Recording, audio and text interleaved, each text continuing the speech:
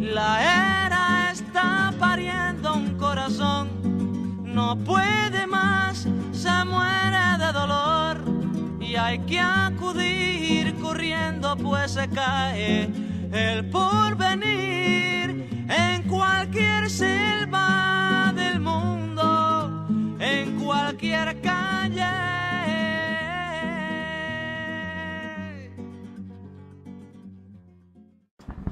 Buenas tardes, soy Pedro Uc, de un pueblo aquí a 90 kilómetros al noreste de Mérida. Soy maya hablante, criado en una familia maya con una forma de vida de nuestros abuelos, de la gente que habitó estas tierras antes de la llegada de los españoles. Y bueno, crecí en una familia donde el modo de vida estaba muy ligado al trabajo de la tierra. Crecimos haciendo milpa, aprendí a hacer milpa, a sembrar el maíz, a ver el maíz como el elemento principal de nuestra vida y sobre todo a tener el amor a la tierra, a la lluvia, al viento, porque año con año, después de cada cosecha, los primeros frutos de la milpa se las entregábamos como ofrenda a la lluvia, al viento. Mi padre me enseñó a ofrecer una primicia, una ofrenda a los vientos, a la lluvia, al sol, a la tierra, y de ahí nace justamente el amor por la tierra, ¿no? Casi sentimos y pensamos que la tierra es equivalente a una madre que nos da de comer, en donde nos criamos. Y bueno, por azares de la vida, vengo a los 18 años aquí en la ciudad de Mérida a estudiar una carrera y bueno, pues una primera carrera que estudio, aunque tal vez no era lo que buscaba, fue una licenciatura en teología y después hice una licenciatura en educación, hice algunos estudios en sociología en Costa Rica y finalmente hice estudios de creación literaria en lengua maya. Entonces, el trabajo que nosotros estamos haciendo en la Asamblea de Defensores del Territorio Maya, Much Ximbal, que se forma el 13 de enero de este año aquí en la ciudad de Mérida con muchos compañeros de diferentes pueblos, tiene que ver justamente con lo que nosotros pensamos y creemos sobre la tierra donde habitamos y la tierra que nos da de comer. Vimos la necesidad de conformar una asamblea debido a que hace algunos años, tal vez lo más fuerte, hace como 3-4 años, comenzaron a llegar algunas empresas aquí en la península de Yucatán para rentar grandes extensiones de tierra para emprender unos proyectos grandes de energía eólica y energía fotovoltaica. Y bueno, de repente escuchamos que están contratando 1,500, 2,000, 3,000, 4,000 hectáreas de tierra y lo hacían de una manera grotesca, arrebatando, robando a los campesinos, aprovechándose de la falta de información y también porque la gente, muchos de ellos no hablan español, sino solamente lengua maya, muchos no saben leer, entonces los hacen firmar hojas en blanco y luego le suman a esa hoja en blanco unos contratos con términos técnicos, jurídicos, que hasta los que más o menos hablamos el español nos da trabajo de entender. y bueno, lo llevan al RAM, lo legalizan y ya está el contrato, ¿no? Esto es un despojo bestial en el siglo XXI y bueno, llegamos a saber todo este tipo de cosas y comenzamos a compartir el dolor de muchos compañeros en diferentes comunidades. Y bueno, me llamó mucho la atención lo que decía este compañero hace un momento, porque en la península a partir del 90 hubo una lluvia de ONGs y estas ONGs, después de 10, 20 años de trabajar en la península, no se ha visto realmente el resultado de su trabajo en beneficio de los pueblos. Lo que se ha visto es la prosperidad económica del bolsillo de los dirigentes de la ONG. Y esto, pues en lo particular, a mí me ha molestado porque, como dije en un artículo que escribí hace algunos días y molestó a muchos dirigentes de la ONG, muchas veces el dirigente de la ONG llegaba a la comunidad con su alpargata, con su sabucán en el camión de tercera clase, llegaba a la comunidad a buscar gente que pueda darle asesoría técnica de cultivos, de comercialización, de alguna cosa. Y bueno, después de 2, 3 años ya venía con un carrito destartalado. Después de 5 años venía con un carro último modelo. Después de 10 años ya no viene porque su oficina ya está en la avenida Colón, con aire acondicionado, ganando 20,000 pesos a la quincena, porque ya es empleado de la ONU, porque ya es empleado de Kellogg's, porque ya es empleado de la Seduma, de la Semarnat, porque está cosechando un buen dinero en nombre de las comunidades. Entonces, después de muchos años de ONGs, las comunidades, en el mejor de los casos, siguen siendo lo mismo o peor, muchas veces con pérdidas de conocimientos ancestrales que muchas veces estaban en la comunidad solamente, pero que al llegar a estas personas llegan obviamente con una educación, con una formación científica, en la que una primera cosa que hacen es un diagnóstico sobre la riqueza que hay en el territorio. Si hay aguas, cenotes o si hay aguadas, ojos de agua, si hay ríos. ¿Cuántas hectáreas de selva alta existen? ¿Qué tipo de animales hay, endémicos o no? ¿Qué tipo de árboles existen? ¿Qué tipo de pájaros hay? Toda la riqueza natural, levantan una especie de mapa, le llaman un mapeo, y hacen una especie de diagnóstico de toda esta riqueza. ¿Y para qué? Para justificar el proyecto que le van a presentar a las fundaciones. Y bueno, mucho de esta información también va a parar en la oficina, en el escritorio de las autoridades como la Seduma, como la Semarnat u otras oficinas de gobierno. Este tipo de situaciones no ayudó nunca al pueblo. Siempre el pueblo se quedó con la misma situación. Llegó Monsanto y sembró su semilla. Llegaron las empresas eólicas y comenzaron a instalar sus parques solares y eólicos. Llegaron pues las empresas con sus cerdos y ahí están construyendo su granja en Jomún o en Opiché, ¿no? Llegaron las empresas turísticas y están pidiéndole al gobierno que todos los lugares donde haya cenotes y vestigios arqueológicos los expropien para que se lo entreguen a las empresas. El último caso es el que estamos viendo en Siuché, donde sobre 11,000 hectáreas de ejido está asentado una laguna que se llama Chichancanap, y el gobierno de Félix González Canto de Quintana Roo lo expropió para entregárselo a una empresa.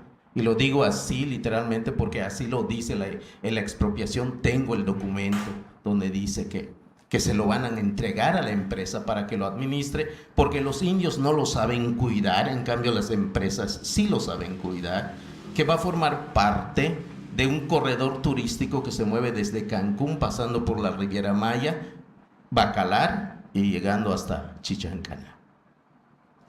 Entonces todo este tipo de atropellos que hemos sufrido, pues nos motiva, nos molesta, nos incomoda.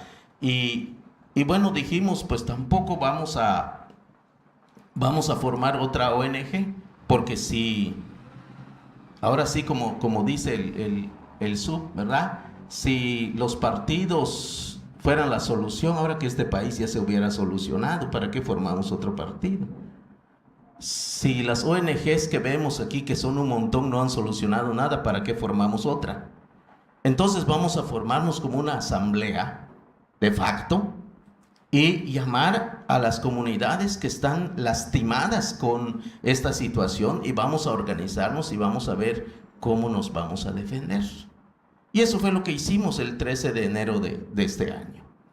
Llamamos, curiosamente, no tuvimos que volantear, no tuvimos que poner programas de radio, no tuvimos que vocear. Ahora sí que nos ayudó esa cosa que se llama Facebook, que tiene mucha basura, pero de repente sirve.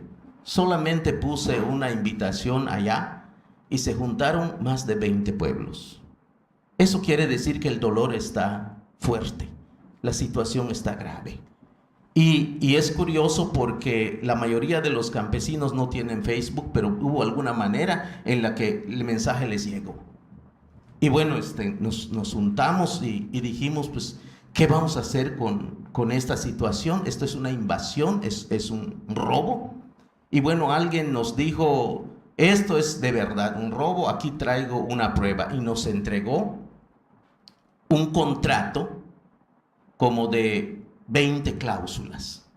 Y en ese contrato, de las 20 cláusulas, hay 19 en favor de la empresa y 1 más o menos en favor del pueblo, del ejido.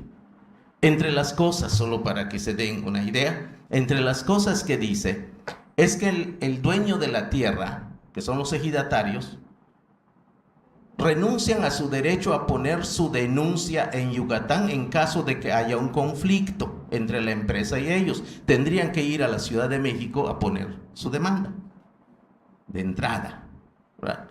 2, si hubiera la necesidad de que el gobierno federal estableciera un impuesto en ese terreno, en virtud de que ahora producirá grandes cantidades de dinero por la energía que se va a generar, entonces quien tendría que pagar el impuesto es el dueño del terreno y no la empresa. Además, si los dueños de la tierra son 50 en un ejido, entonces la empresa cree que es justo pagarles 50,000 pesos por año. ¿A cómo les toca? Les toca a 1,000 pesos al año. El caso es que en un pueblo que se llama Sinanché les toca a 70 centavos por hectárea al día, por hectárea. Y así, ese tipo de cosas está lleno el contrato, ¿no? Y bueno, nosotros dijimos, pues eso no lo podemos permitir. Vamos a tener que, primero, socializar la situación con los demás pueblos, primero los que en este momento estamos agobiados con esta situación, pero luego vamos a comenzar a difundir esta información en nuestro lado, porque son 9 proyectos que están autorizados. Resulta que además de que son 9 proyectos que están autorizados, hay 21 que está haciéndose. Dicen, pero ¿de dónde salió si son 9 autorizados y por qué ahorita resulta que son 21? Pues quién sabe cómo, pero bueno, uno dice, ¿por qué pasa esto? Es muy sencillo. El marco legal es el que está abierto para que lo puedan hacer. Es decir, aquí la situación es que el Estado, el gobierno, a través de las reformas, abrió de par en par la puerta para que las empresas vinieran e hicieran lo que les dé en gana, lo que les pegue la gana. Entonces vienen, hacen y deshacen, y no solamente eso, sino gentes, funcionarios de la CDI, funcionarios del gobierno como el INAH, como la misma UADY y el INDEMAYA, son los que sirven de bisagra entre la empresa y la comunidad. Y vergonzosamente algunas ONGs igual sirven de aceite para facilitar la entrada de estos malditos y convencer a la gente para que aceptaran sin ningún conflicto ese proyecto que está planteando. Entonces, así como el panorama es grande, el panorama es difícil, porque tenemos por encima a las leyes, tenemos al gobierno, tenemos la empresa, tenemos las instituciones y tenemos la universidad y tenemos las ONGs también. O sea, la cuestión está difícil. Yo cuando escucho a este compañero digo, necesitamos este tipo de cosas, porque no vamos a poder solamente con el marco legal, vamos a necesitar muchas cosas. Qué bueno que están aquí ustedes y que son jóvenes y que tienen fuerza y que a lo mejor podemos juntarnos y ver qué vamos a hacer. Porque lo único que nos queda es la tierra. Cuando nos quiten la tierra, ¿saben qué significa eso? También nos van a despojar de nuestra cultura, porque de la tierra nace nuestra cultura, de la tierra nace nuestra lengua, de la tierra nace nuestra identidad. Y una vez que nos despojan de nuestro territorio, pues nos despojan de todo. La lengua es territorio también. Nuestras ceremonias también son territorio. Nuestras creencias son territorio. Y cuando nos quitan el territorio, nos quitan todo. Hemos emprendido la lucha jurídica. Estamos preparando amparos. Pero como dice el abogado Raimundo Espinosa, el problema con el derecho que tenemos hoy, este derecho positivo, es que es un derecho capitalista, y en ese sentido, este derecho capitalista tiene secuestrado el derecho legítimo. En realidad no hay un derecho legítimo, hay un derecho capitalista, y que esto está hecho dentro de los límites del capitalismo, reclamar lo que le pertenece al capitalismo mismo, pero no una defensa para los que no estamos ahí. Entonces, el problema es que aunque uno le busque dentro de los recovecos de la ley, siempre quedamos en desventaja. Siempre hay una desventaja en ese sentido. Ahora, por ejemplo, para demostrar que hay impactos ambientales, necesitamos los estudios de especialistas. El juez nos pide estudios de especialistas en el ramo. Pero es curioso, porque ellos no necesitan un especialista del ramo para que les puedan firmar que es apropiado el impacto ambiental. Para una cuestión en común, pues buscan una dentista y firma que está muy bien que se ponga una granja allá, ¿no? Pero a nosotros el juez sí nos pide un especialista en medio ambiente. Es por eso que me atreví a decirle al doctor Bashori, que es especialista en medio ambiente, pues que me parece curioso que haya aceptado la firma de una dentista para determinar el medio ambiente. Él no tendría problemas entonces de hacer una endodoncia siendo él especialista en medio ambiente. Si esa es la lógica, ¿no? Entonces, de este tamaño está la situación en la que nos encontramos hoy. La mayoría de la gente con esta dificultad está peloteada además por los partidos políticos. Y cuando digo partidos políticos, pues las güeras, las morenas o las que sean, son iguales. Están en la misma lógica. Tan es así que ningún candidato ha asumido, bueno, al menos yo no lo he oído, no sé ustedes, ningún candidato ha asumido la cuestión indígena, ¿no? Entonces, nos vemos atrapados en una situación lamentable, pero además urgente. Urgente porque las empresas están en este momento con una forma muy rápida, muy acelerada de implementar su proyecto. Ya Tzilán ya la pararon. Y esta semana va el gobernador a inaugurarlo y a decir orgullosamente que se está favoreciendo al medio ambiente. Esto no contamina y estamos haciéndole un gran favor al mundo. No dice a costa de quién, no dice cuántos atropellos se ha hecho con eso. ¿Qué va a pasar, por ejemplo, con los murciélagos? Que los murciélagos son los que polinizan y siembran y son los verdaderos seres que reforestan. ¿Qué va a pasar con ellos? Pues muchos van a terminar en las aspas que tienen de a 60 metros de grande y postes de 120 metros. ¿No? ¿Qué va a pasar con los otros pájaros? ¿Qué va a pasar con el ruido? ¿Qué va a pasar con ese tipo de cosas? ¿Qué dijo el especialista de la SEDUMA? Dijo, sí, encontramos algunos nidos de pájaros allá, es cierto, pero los agarramos y los trasladamos a otro lugar para que no tengan ningún problema. ¿Cree que el pájaro va a ir a buscar su nido allá donde lo llevaron? Digo, si es un especialista en pájaros, pues debo ser yo más astronauta que él, ¿verdad? Ese tipo de situaciones estamos llevando. Entonces, yo creo que necesitamos en las comunidades mucha información, pero además tenemos otra tarea. No es una dificultad, pero sí es una tarea más que tendríamos que llevar la información en la lengua maya, en la lengua de las comunidades, porque muchas veces la gente puede llegar como muy preparada y nos ha pasado. Hay compañeros de muy buen corazón, especialistas que han ido al pueblo y comienzan a explicar el problema del impacto ambiental. Nadie les entiende nada. El español que habla la gente es lo que llaman los antropólogos instrumental. Les sirve solamente para comunicarse en lo fundamental. Porque además quien no habla español tiene miedo a ser discriminado. Entonces, aunque no sepa español, se esfuerza por hablar en español así cuatrapeado. Porque sabe que si no habla español, entonces se burlan de él. Intenta hablar español.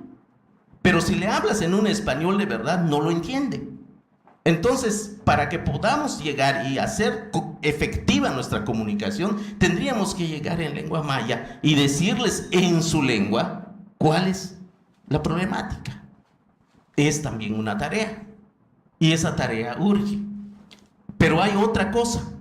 Cuando llegamos a las comunidades, nosotros pues con la dificultad que tenemos de llegar, porque esto implica dinero también, implica gasolina, implica vehículo, implica tiempo, pues no tenemos mucho para eso.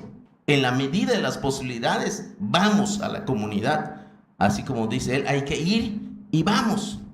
Llegamos y nos dicen, hace 3 meses que gente de la empresa vino aquí y nos dijeron que ibas a venir. Ya sabíamos que ibas a venir y que tú de por sí estás en contra del desarrollo. Porque eres de los indios trasnochados que todavía quiere andar en taparrabos. ¿No te das cuenta que esto es el desarrollo? ¿Y a cambio de qué? Pregunto. Es que nos van a traer muchas mejoras aquí en la comunidad. ¿Y cuáles son? Pues todavía no nos han dicho, pero nos dijeron, de acuerdo a que los necesitemos, nos lo van a dar. ¿Y tú les crees? Y me dices, sí, ya le trajeron hasta juguetes a mis hijos. Unas pelotitas. Así los tienen engañados. Y también la presencia de la iglesia, la religión, ya sea católica o protestante, es una piedra pesada, fuerte sobre las comunidades.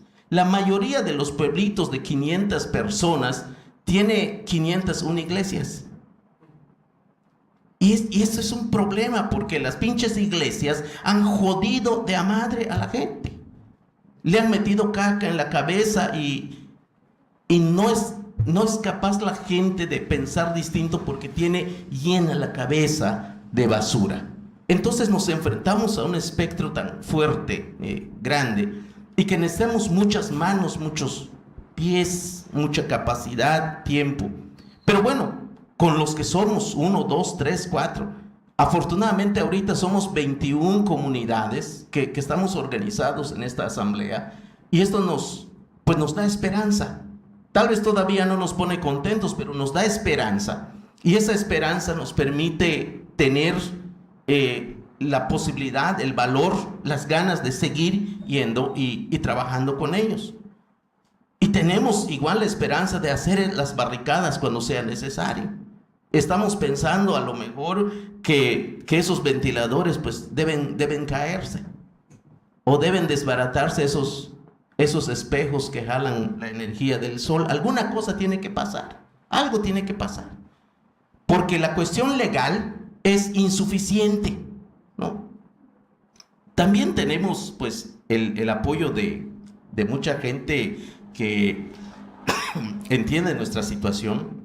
Y está la compañera Marta y la compañera Patti. Nos han estado acompañando en lo que nosotros estamos haciendo.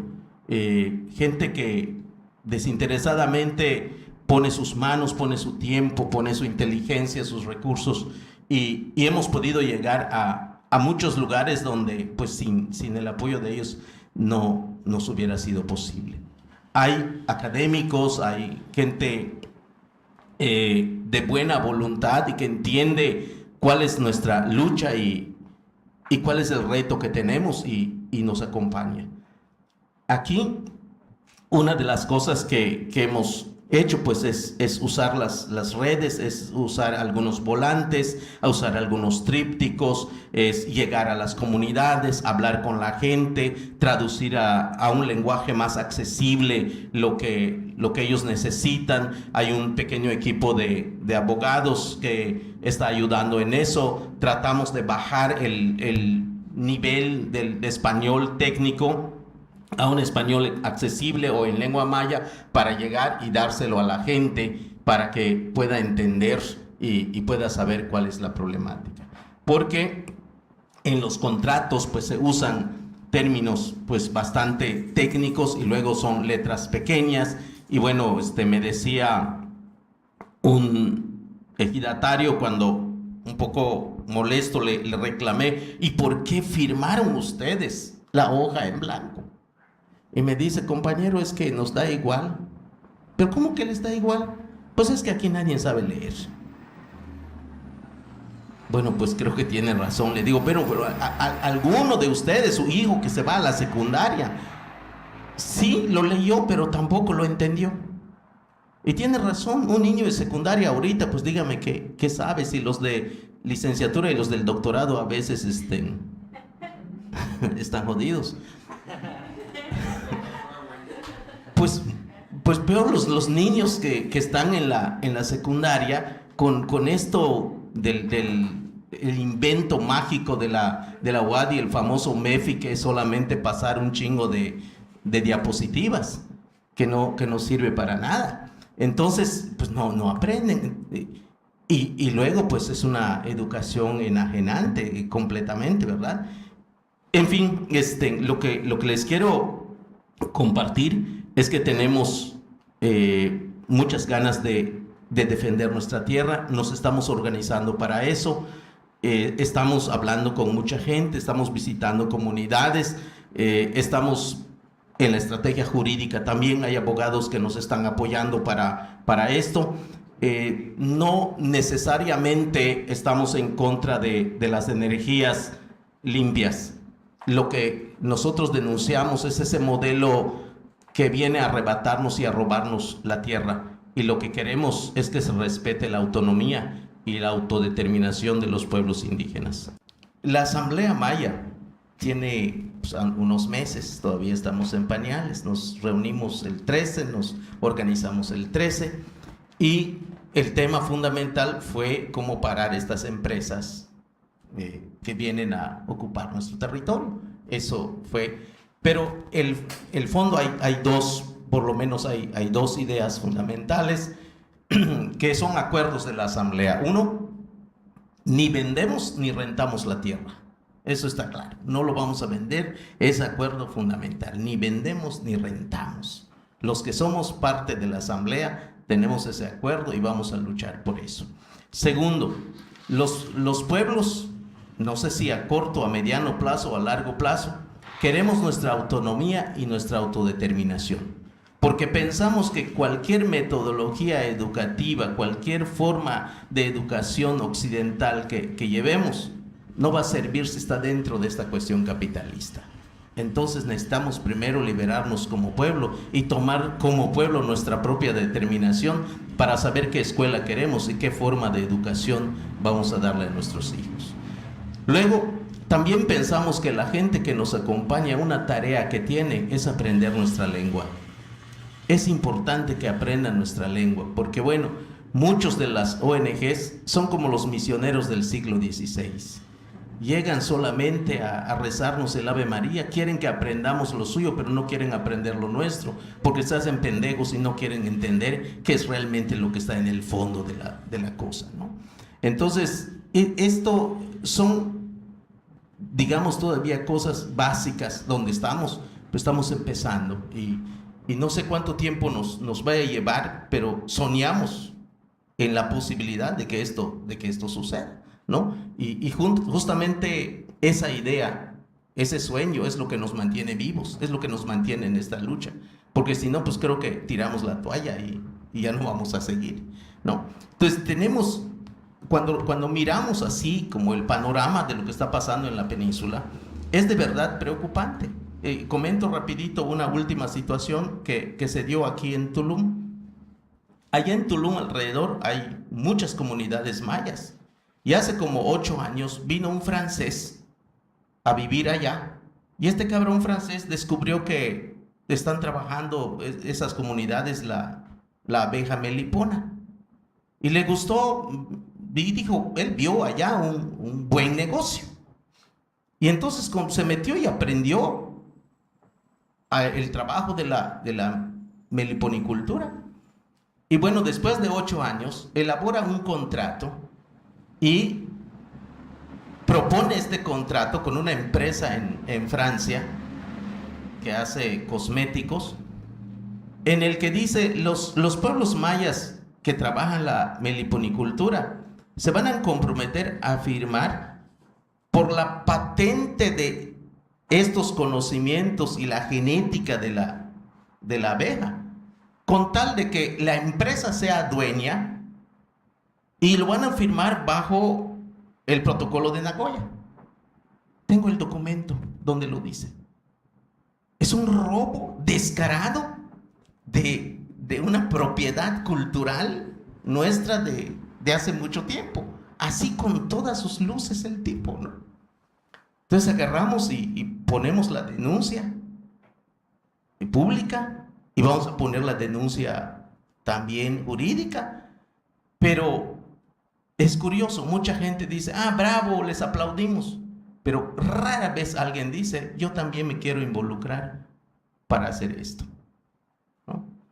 Estos espacios nos da esperanza porque sabemos que de alguna manera nos vamos a partir de ahora a comunicar más, por lo menos a comunicarnos más, y no dudamos de que si en un momento va a haber chinguetazos, vamos a estar también, nos vamos a ver la cara donde va a haber, porque en cualquier momento esto va a llegar a eso. No lo deseamos, ojalá no pase, pero es probable que pase y no esperemos que sea mucho tiempo, porque de arriba hay una agresión y una planeación de aplastar pronto esta resistencia que nosotros damos. ¿Por qué? Porque saben las empresas que tenemos derechos colectivos y que esos derechos los podemos hacer valer.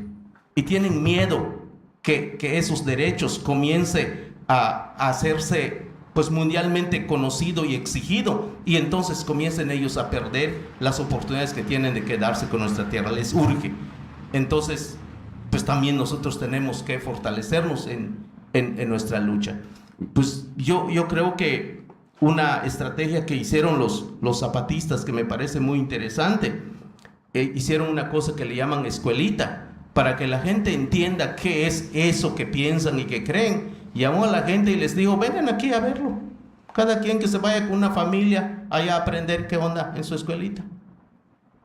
A lo mejor pensaban que iban a ir a una escuelita donde a las 8 de la mañana les van a poner un pizarrón y les van a enseñar. No hubo eso.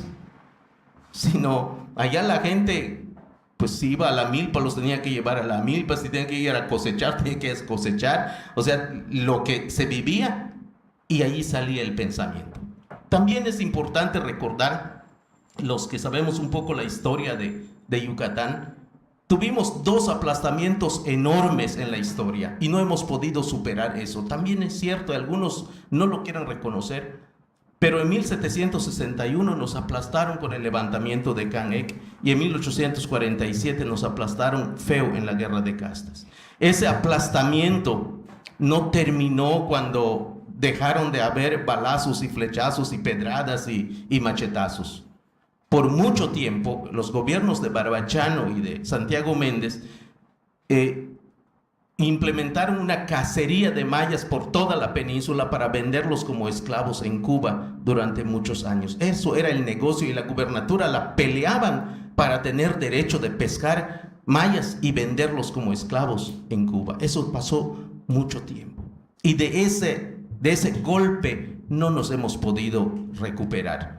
Pacíficos no mucho, pero estamos todavía golpeados y estamos comenzando a levantarnos pues en este momento. Nos ha costado mucho, porque además la mayoría de los mayas que se rebelaron en ese tiempo o los mataron o se murieron allá en el abandono, y muchos de los que se quedaron son los que agacharon la cabeza a los patrones y dueños de las haciendas. Eso nos ha costado mucho superarlo, pero pensamos que hay un pensamiento, sí lo hay, que si hay una filosofía, sí hay. Tal vez no hay que inventarla, hay que escarbar los escombros y comenzar a buscarla y trabajarla otra vez y levantarla. Un poco trato de hacerlo en la poesía maya. Los que gusten leer lo que yo escribo, está en un blog. No escribo cursilerías amorosas como muchos otros, estoy escribiendo poesía de resistencia.